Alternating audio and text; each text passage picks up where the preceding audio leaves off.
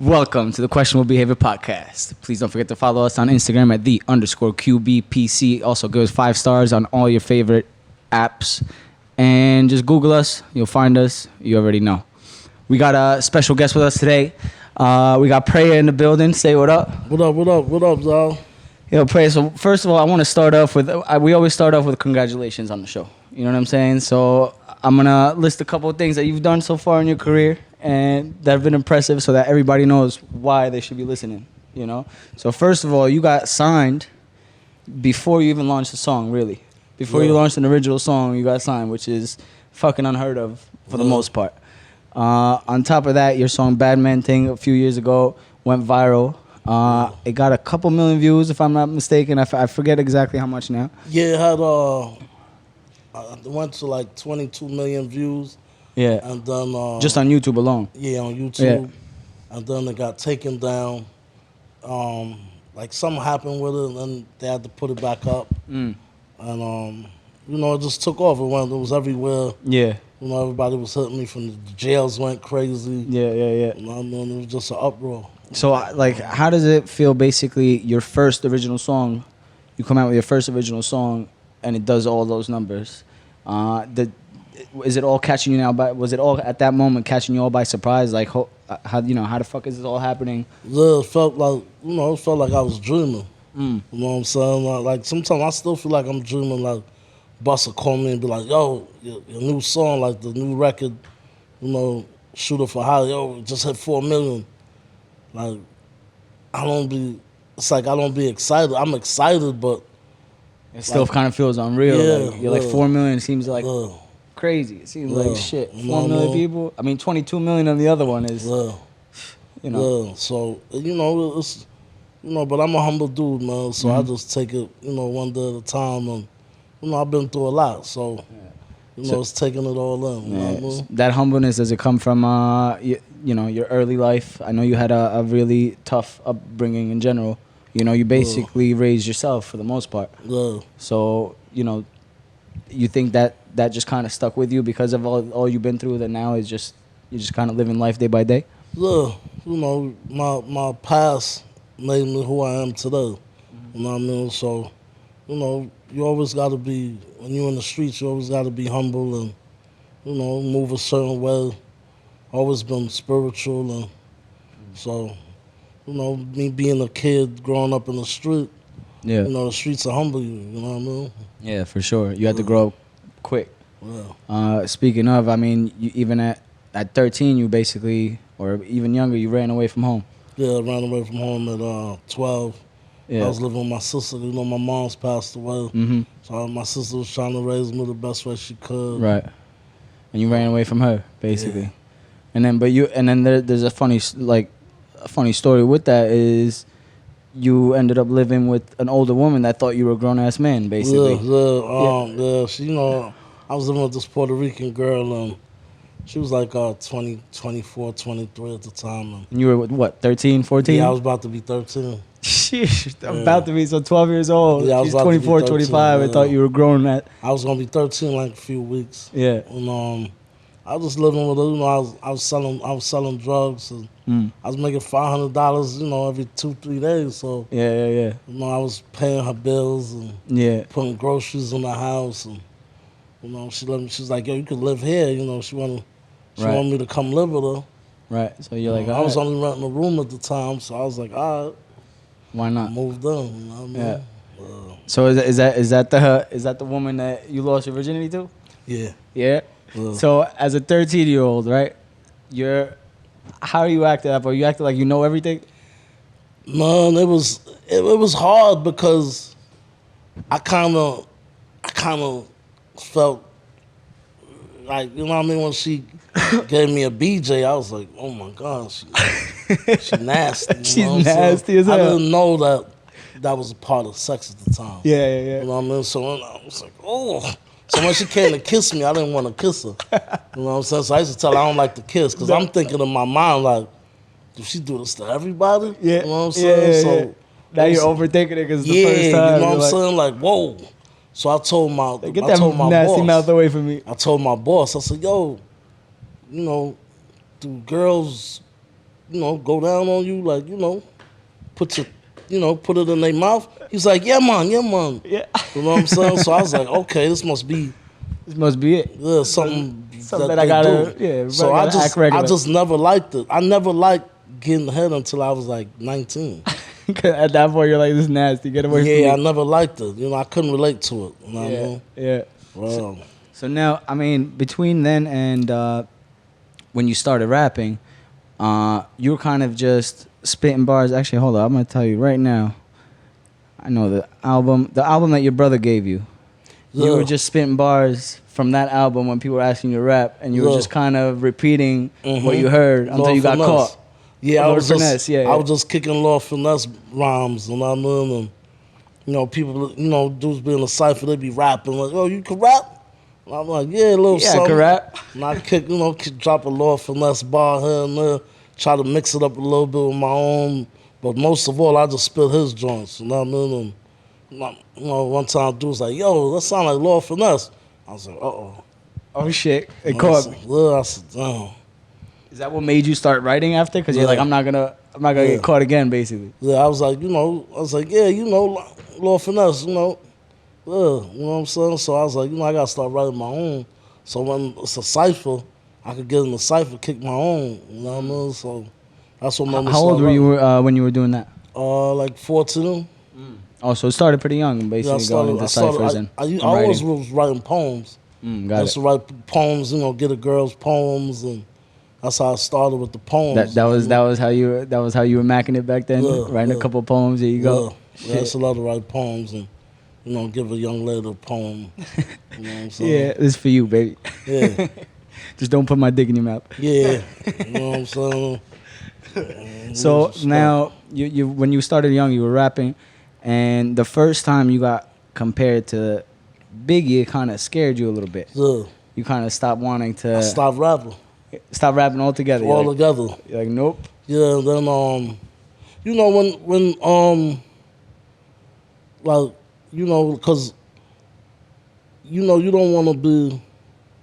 Me personally, I didn't feel like I could fill those shoes. You know what I mean? Like right. Be somebody who's so great. Be one of the greatest, basically. You know what I mean? Yeah. She's like, oh, you remind me of Biggie. But people used to tell me that when I talk. And I'm like, yo, you remind me of Biggie. Yeah. So you remind me of Biggie when you talk, for real. So I just shunned away from it, and I didn't want to rap. You know what I mean? My man Butter started pushing me to, it's like, y'all get back to it. Split 16 bars on a joint.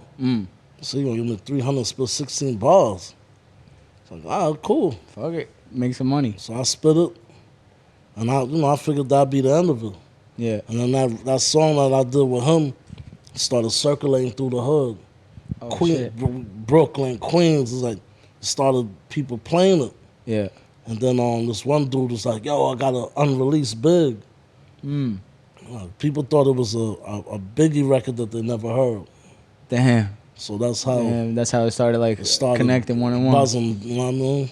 So now when that's buzzing in the streets and whatnot, did that right away make you want to like pursue it a little bit more, or not at all? It still didn't make me want to pursue it. It's just to him, I was like, see, they think it's Biggie. So I kind of shunned away from it again. Yeah. So it kind of like just added on to the fact that I'm not trying to be Biggie. Then I came up with an idea. I said, yo, I'm a rap, but I'm not gonna show my face.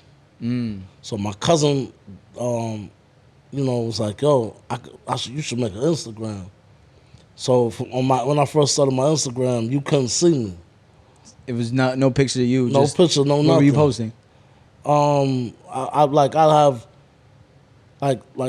take my phone and I'll show something and spit bars and post it. Oh shit, that's how it started. Yeah.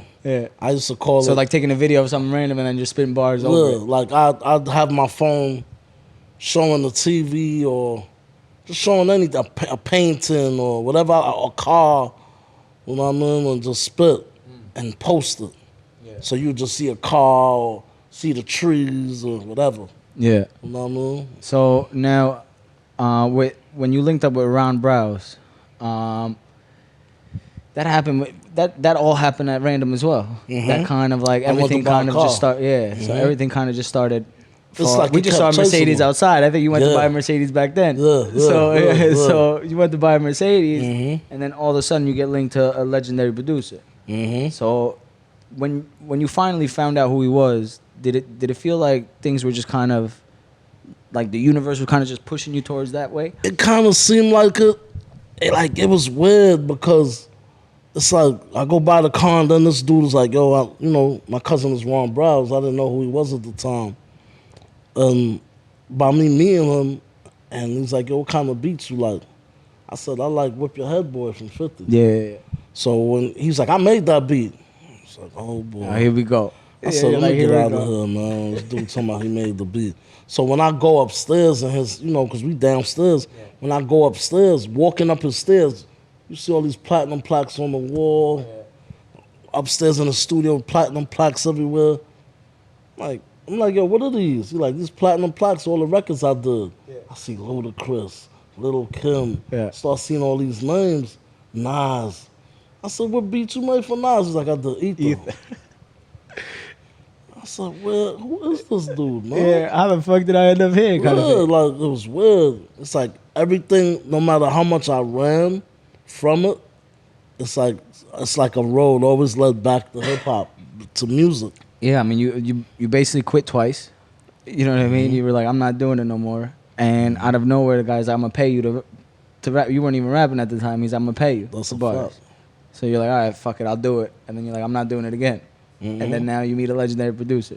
Yeah. And then he's the one that produced Batman Thing, right? Yeah, he's the one who did Batman Thing. We did Batman Thing in his house in like 30 minutes. 30 minutes. He played the beat. And he was like, first of all, Ron mentored me for about 5 years. And yeah, I think you mentioned that he's the one that kind of brought a different flow out of you. You know what I mean? You were kind of just stuck in one lane for a little bit. everything was just gangster. And then he started bringing a little bit more He's like, vibes, you R&B type of touch. He's like, you got to write R&B.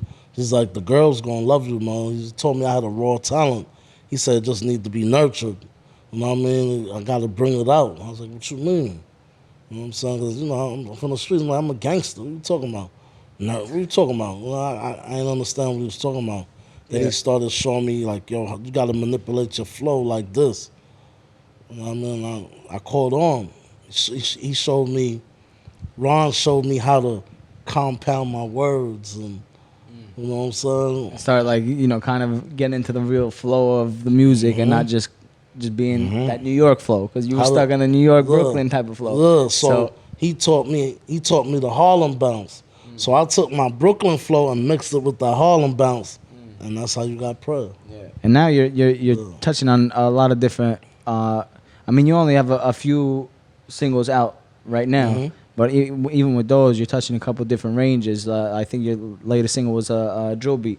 Yeah, You know Shoot what I a mean? Fire. Which I would never have expected you to be on a drill beat, but it came out dope. It came out I didn't fire. even expect it. Yeah. So You know how did that what I come mean? about? Bust, just everybody just, should do at least 2-3 drill records, and they ain't want to do no drill records. That ain't really my thing. You know what I mean? But I could rap on any beat. You know what I'm saying? But Busta was like, yo, just give it a try, man. Just knock out 2. You know what I mean? Yeah. Gave me 2 beats, and I got in the studio. I called my boy Hugh Huff. He came through and we knocked it out in an hour. Yeah, in an hour. So all the tracks are just popping out tracks, and you get in the studio and that's it. You're gonna get them right to work. Because I feel a lot of artists do tend to go to the studio and kind of just, I don't want to say waste time, but kind of just drag out a process of creating a song, and are kind of there just for the hype and for the party and this, and bringing friends there and bitches there and all that. Which, when you're in the studio, that's your job at that point, in my opinion, at least. That's your job. So you got to go there, get your shit done, and then get out. That's right. Music is my life. I don't drink or smoke. You know what I mean? So when I get to the studio, I'm ready to go. Yeah, yeah. You know what I mean? I love what I do. You know what I'm saying? I love creating. I hear a beat, and hearing my arm raise up, I know it's for me. It just don't, it don't move me, and I don't like when I hear a beat. The beat tell me what to say. Got you. So you're writing after you hear a beat. That's your writing process usually. when I hear the beat, I hear the rhymes coming. And then I gotta jot it down Hurry quick up. before I Yeah, forget it. yeah. That's how I write. So, I mean, going back to you being a humble person, throughout your life, you've always taken advice well.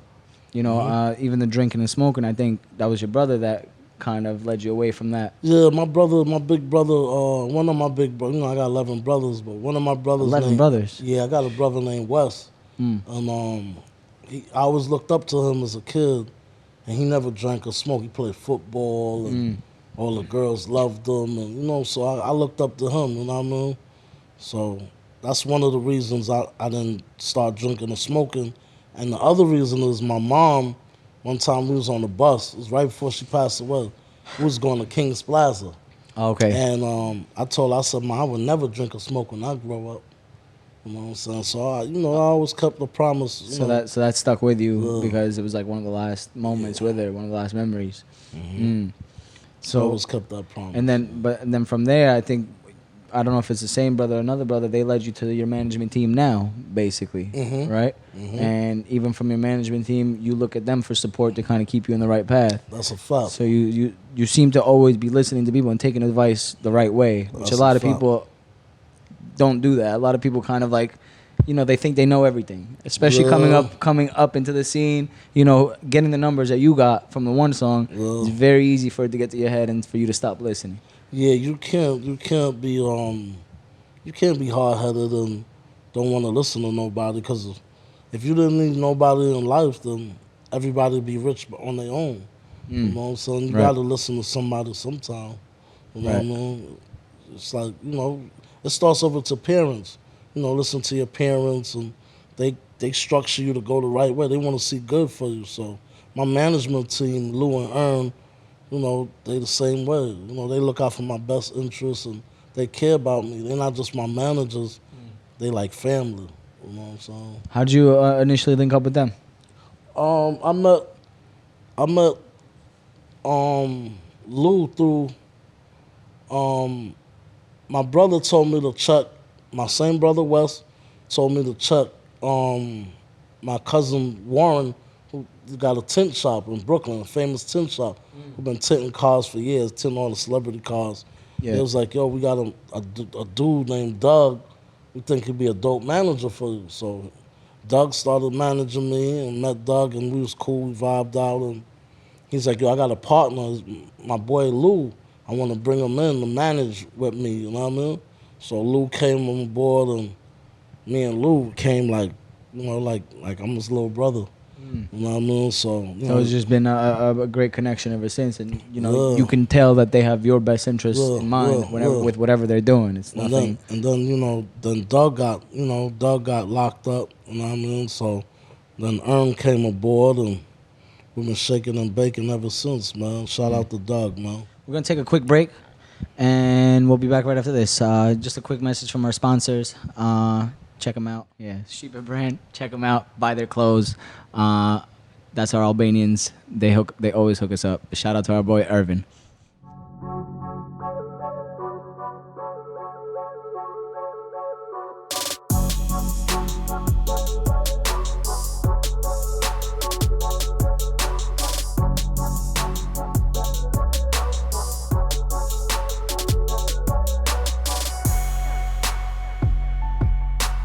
And we're back. Don't forget to shop Sheep, all right? So I want to bring it back a little bit to when you first met Busta. He had just sent you a DM, right, to meet him? No, it was his boy Kev Webb. Okay. It was my birthday, and me, Uncle Knowledge, and Cream was at this buffet place in Staten Island. Okay. And Webb started DMing me like, yo, call me. Yo, call me, bro. I'm like, who's this dude? And I called him. He sent me his number like 8 times. Mad texts. I called and said, yo, what's up with you? He said, yo, could you meet me at Quad Studio? I said, for what? What you want me to a Quad for? I said, what, you want a feature? Because I was charging $1,000 at the time. Yeah. For a feature. He was like, nah. Price went up, by the way. Oh, yeah. He said, nah, it's better than a feature. I said, bro, ain't nothing better than a feature. I said, yo, today my birthday, man. I ain't got time. He's like, yo, please, man, meet me at Quad tonight. It's gonna be worth your while. I said, all right. On your birthday, you're like, all right, you know what? I'm gonna listen to him. Yeah, Knowledge was like, come on, let's go up there, man. I'm like, little Quad sound familiar. Yeah. I said, wait a minute, is that where Tupac got shot? Yeah, with Biggie. Yep. No. Like, I'm being set up. Yeah, I'm all type of shit going through my mind. Yeah. So, you know, we jumped, we loaded up. You know what I mean? Yeah. Went up there, when I met Busta, I had a gun on me. You know what I'm saying? So, like, this is a setup for sure. Yeah, we went up there, man. I pulled up on Webb. I seen him standing outside. I called him. I seen him answer his phone. I hung up. I walked up on him like, what's up? He said, oh, let's go upstairs. I said, yo, they got to come with me. You know, I had a couple dudes when I said, they got to come with me, you know what I mean? Yeah. He's like, it's cool. So we get on the elevator. We go upstairs. We walk in there. It's a couple people. You know, I don't know these people, you know what I mean? Yeah. Bus get up out the chair like, this is him? Look at this dude look familiar. Where did I see him before? He start talking like, yo, what's up, man? Who you signed with? So I'm signed with nobody. Yeah. Like, yo, I'm trying to sign you. Right away, that was one of the first things he said. Yeah. So what you mean? Like, now, I'm not thinking me rapping on Instagram and going. You forgot you did that all together at this point. You're like, what they bringing me here for? I remember back. I posted 16 bars of Batman thing. Oh, okay. That's it. Batman thing was only 16 bars. It never had 2 verses. Yeah. No hook, nothing. Just the beat. So at that point on Instagram, you had the videos of videos. Were you posting yourself yet or no? Was I posting myself? Yeah, I started posting myself. Okay, so you started posting yourself. Because people was like, who is this? Like, it was going crazy. And my buzz was going so crazy. So you're like, all right, so it's time. People was like, yo, we want to see who you are. Like, so after a while, I started posting myself. And just 16 bars of Batman 16 bar Fridays. I used to call it 16 bar Fridays. And was this like fully recorded, or you were just freestyling over the beat, like on a video? I freestyle over the beat, or sometimes I'll go to the studio and record it, and just spit it, play it, and just rap with it. You know what I mean? Yeah. So that's what I posted, and that's what got all the views. I had like 500 followers or 600 followers at the time, and that one video got like over 1,000 views. Wow. So with 500-600 followers, you're getting a call to meet Busta in the studio. Yeah. So as you can see, people, it's not all about the clout. You know what I mean? It's not 500-600. And we had a guest on the show before, UFO Feeve. He got a call from P. Diddy on the phone before he got signed to Rock Nation. He got a call from P. Diddy. He's like, he must have had 900 or 1,000 followers at most on Instagram. And he's getting a call like, who is this? What are you talking about? You know? So that sometimes it's just talent. And on top of that, you kind of do have to get a little bit lucky. You know what I'm saying? So things kind of fall into place. For you, it seems like your whole life has just been pushing you in this direction. So, now you're Busta, and that day, did you sign with him that day, or did you guys meet up again? Or how did that work out? He told me to get a lawyer, and my uncle Dex was like, yo, I know a lawyer, Bob Celeste, and I called Bob, and he was like, yo, I was like, yo, I need a lawyer. He was like, yo, I'm like, Busta Rhymes on assignment. He was like, oh, I know Busta. Bob worked with mad clients for years. You know everybody. So he was that name sounds familiar. Yeah, probably Bob Celestin. He's a man. That name sounds familiar. So, he took me on as a client, and Busta sent the contract, and it was history from there. And then, so even after signing with Busta Rhymes, you're still working with Ron at the same time. Oh yeah, that's my. I just on the phone with him yesterday. Yeah. So you and him recorded you have a whole album sitting locked up right now with Ron. That you recorded in one night. Yeah, we did. Matter of fact, we did a mixtape in a few hours. In a few hours. We did the mixtape in about 5.5 hours. So you like to write when you hear the beat first. Yeah. So that means you're going in there kind of, I'm sure with some bars that you had written before, but not at all. So you're listening to the beat, you made it in 5-6 hours, you still made the whole mixtape.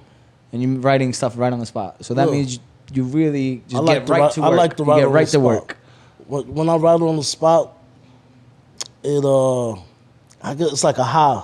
You know, I don't get high, but I feel like that's my high. Yeah. It get me going, like, cause I'm like that. I want to see what I'm gonna create. Yeah. So when I go to Ron's house, Ron will play something and be like, "Yo, remember this?"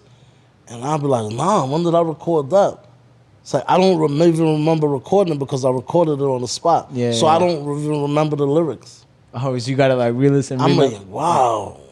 I'm dope. Good. Yeah. You know what I mean? Like, this sound good. I'm like, when did I do that? Yeah. Like when you used to live here. Yeah. I'm like, but I don't remember that. Because I hear it, record it, and never hear it again. Yeah. And you lived with him for a while, Yeah, right? about 4 years. 4 years you lived with him. Yeah. So that connection is very strong. So from the moment that you linked up with him, he actually really took you under his wing. Yeah. And obviously still working with you and still under his That's my wing. boy, man. He's a good dude, man. So going back a little bit, you've actually been shot at multiple times. You've been shot a couple times. I've been shot at about 8 times. I've been shot 5 times. And you were in a coma for Yeah, I was in a almost coma. a month? I was in a coma, yeah, for maybe 2 days short of a month. 2 days short of a month in a coma. So you're literally on your deathbed. And at which point in your life was this? I wasn't in a coma because I got shot. I was in a coma because a car different accident. thing. Oh, Yeah. so a car accident put you in a coma. So, but on top of that, shot 5 times, in a coma for a month for a car accident. So you've been close to death A couple times. a few times. Yeah. Few times. So now at this point of your life, with everything kind of clicking all together, how are you working on making sure that doesn't happen again? Man, I don't fear death. I just, God said that any man who fear for his life shall surely lose it. So I just never been scared of anything. That's why I've been shot so many times. I'm just not afraid, man. You know what I'm saying? I'm not afraid of nobody. You know what I mean? And nobody. I only fear God. You know what I'm saying? Right. So I just I move humble and and trouble come, I finish it. You know what I'm saying? That's just the way I am, man. So tell me a little bit more about like, so all the shit that you've been through in your life. I want to touch back on like kids these days, like younger kids these days, that they let a lot of things get to them and bring them down. A lot smaller things bring them down to a point where there's suicide issues and all this other shit. So you have one of the roughest stories I've heard yet. So how, throughout all this stuff happening, how do you still manage to just keep pushing forward and keep, progressing? Oh man, I can't act like I'm a superhero. I'm not a superhero. It's just I just don't like to give up. That's one of the qualities. My dad was was real rough on me. My dad was a beast. So he just always taught me, not to give up. So there's a couple times, I gave up on hip hop, or sometimes me and Busta, we go through our thing too. I told Busta, I said, I ain't rapping no more. You know what I'm saying? So, I go through it too sometimes. I cry too. You know what I'm saying? Sometimes I get angry and punch holes in the wall and I be upset. You know what I'm saying? And my lady, calm down, bud, and start rubbing my back. And, you know what I'm saying? Yeah. So, I go through it too. You know what I mean? It's just, just gotta be patient, man, and and pray on it. You know what I'm saying? Sometimes I flip a coin. I believe in destiny, so heads and tail. I do that You know what shit I'm all the saying? time. Yo. I'll flip a coin in a minute for on you, real. like, you know what I'm saying? Heads or tail. And whatever that coin land on, Going. that's how I'm with going. it. Yeah. I do that every time. But there's like, all right, go here, go here. Yeah. Flip a coin. All right, that's where we're going. That's That's it. a fact. You know That's what I mean? It's all a destiny at that point. Yeah, it's all on destiny, man. I'm a big believer of destiny. Like, everything happened for a reason. You know what I'm saying? So ever since you signed with Busta, does it feel like did you feel any type of additional pressure to kind of like start putting songs out, or to make certain type of music? Were you ever forced into a certain way? Yeah, the pressure. The pressure was there for the drill records. That's about it. But You know, writing comes easy to me, man. I even write for other people. You know, I ghostwrite too, so you know, it's not a big problem for me to write. You know what I mean? A lot of people don't even know I can write R&B too. You know what I mean? I wrote a couple R&B songs, and you know what I mean. So it's just I just love to write. Yeah. I feel like it's my high, man. So when are we expecting that first album? The album is done. It's ready to go. When do you think you're gonna put it out? Bus was saying it was supposed to drop this summer. I don't know what the date is on it yet. I think we got one more single to drop because we just dropped Shooter for Hire. Yeah. We got one more. Bus gonna drop one more. And Hope It's That I Told You, or the Neo. I got a Neo record. I got a record with Spice. I got some big records. A record with Neo. Yeah, crazy. And in the album, is Busta gonna be featured on any songs? Yeah, Busta on one of my joints. Busta on the song called I Told You. That's my record. So I'm looking forward to a lot of big things are already like lined up. You know what I mean? We've only really seen just enough. Like we saw, how many 5 tracks you have out right now? Yeah. So, you know, that's nothing really. You know, so that means, you know, you got the album already done with Ron. Do you have another album done with Busta too? Bus got an album right now ready to go. Yeah. So that's not even the one that you did with Ron. That's a different one altogether. Totally different album. Yeah. So everything's just kind of sitting in the vault, ready to go. Yeah, that joint Ron got, that's an unreleased. You know, that one's in the stash. You know what I'm saying? If somebody want that, Ron probably will take a mill for that album. Oh, you're gonna put it out. Who did that? Wu-Tang had that album that they didn't put out. On, what's his name? The farmer guy. He bought that for like over $1 million. Yeah, that album Ron got is crazy. Which that farmer guy is Albanian, by the way, Martin Shkreli. Yeah, he's Albanian. That's dope. That's why I am. Shout out to my Albanian people, man. Shout out. Sheep ass everywhere. Yeah, for real. But all right, so you got a couple albums in the vault, a couple singles ready to launch. Tell me something else. Like, what else are you excited about for your career coming forward, especially for the end of this year? What excites you going forward? So what really gets me is like I can't wait to perform on the BET Awards, bro. That's been one of my dreams since I was a kid. You know, I know I'm gonna cry when I get up there, man. I wanna go up there, and I wanna win the Artist of the Year award and perform on the BET Awards. On the stage. That's on the stage. I'm looking forward to that. Yeah. Some people look forward to Summer Jam. I don't care about Summer Jam. BET Awards. All right. Hey, we're putting that out there right now, right in the universe. BET Awards, Prayah. Yeah. Artist of the Year. Yeah. And just outside, you said you're gonna be featured on XXL soon. Yeah. That's a little. You blew it up. That's we're in talks with a couple people, and that's coming soon. Double XL, man. Shout out to Double XL. Yeah. So at this point, we talked about your creative process. We talked about what I want to ask you is where did you get your name from, Prayah? How'd you? I'm a spiritual dude, and you know, Bus didn't like my street name, the name that he met me with. You know what I mean? So what was it before? Belly. Belly? The Bus. So Bus gave me the name Prayah. Oh, he gave you that name. I came, you know, I always love the prayer hand, so I'm the one who put the prayer hand in my name. Yeah. I came up with the logo and all that. Bus came up with the name. Oh, that's dope. And then from there you went forward, which was perfect timing. It was right in the beginning. No, the other thing that I actually wanted to talk to you about is you had this idea of basically freestyling to beats by the era. From the 80s to the 90s to 2000s. That's the mixtape I did. It's called Pray for 88. Yeah, but you plan on doing 95? Are you working on that already or not yet? Yeah, we did Pray for 88 already. And Pray for 95. We did like 2-3 songs already for that. And but we didn't put out Pray for 88 yet, so okay. You know, waiting to see what we're gonna do with that. But once we see how Pray for 88 go, we're gonna do Pray for 95. So is that kind of just freestyling over popular beats from that era? From the 80s, just a song that's already out, a beat that's already out. Oh, that's dope. That's a dope idea. So it's kind of like paying homage. Oh, definitely. So it's like paying homage to that time, to that era. That's dope. A couple Biz Markie beats.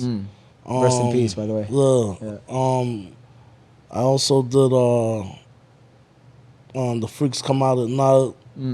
I did Microphone Fiend. I want to hear that one. Yeah. It's just one, you just hit play and just let it rock. Yeah.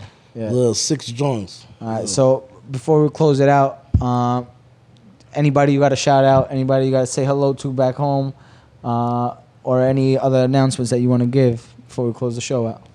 Yeah, I want to say shout out to my daughter, Destiny. You already know she in Belize, man.